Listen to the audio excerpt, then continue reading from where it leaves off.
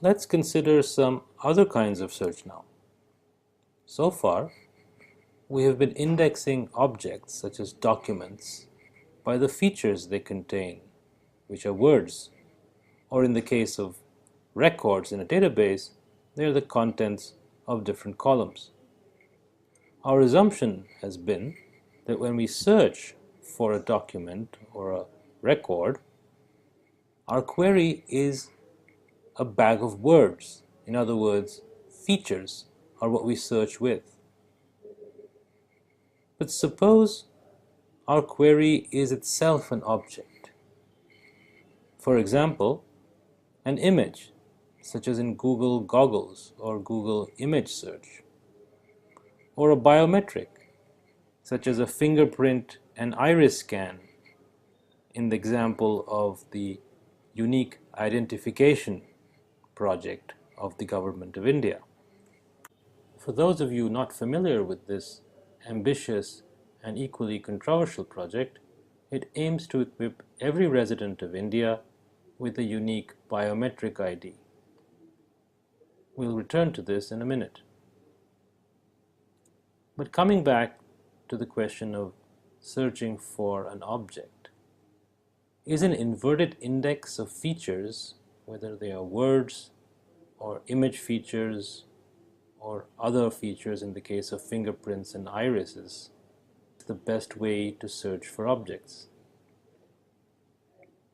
What do you think? I would say that no, it probably is not the best way to search for objects. As to why, I'd encourage you all to think about this and discuss this on the discussion forum. But right now we're going to discuss another very powerful method called locality-sensitive hashing,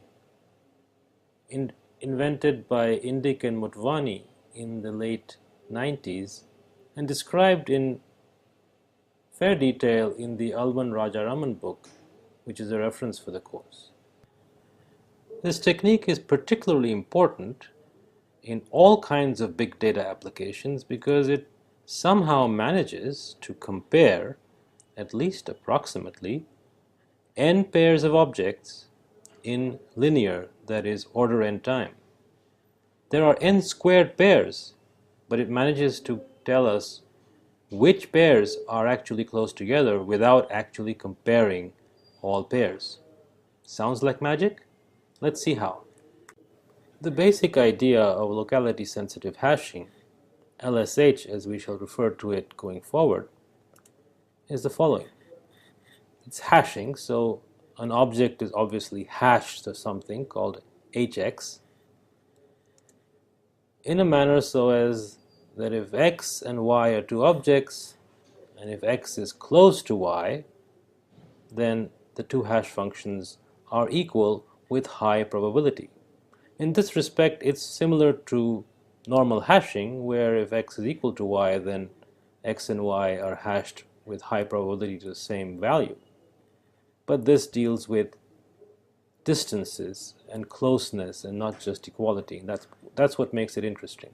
It's hashing which is sensitive to things being close together or in the same locality. And conversely, obviously, if x is not close to y, rather x is far from y, then the two hash functions will not be equal with a high probability. Of course, constructing the hash functions themselves is quite tricky.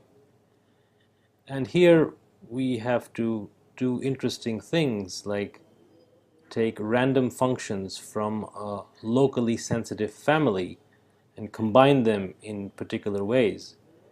Alban and Rajaraman's chapter 3 described this process fairly well and in considerable detail. An example is biometric matching.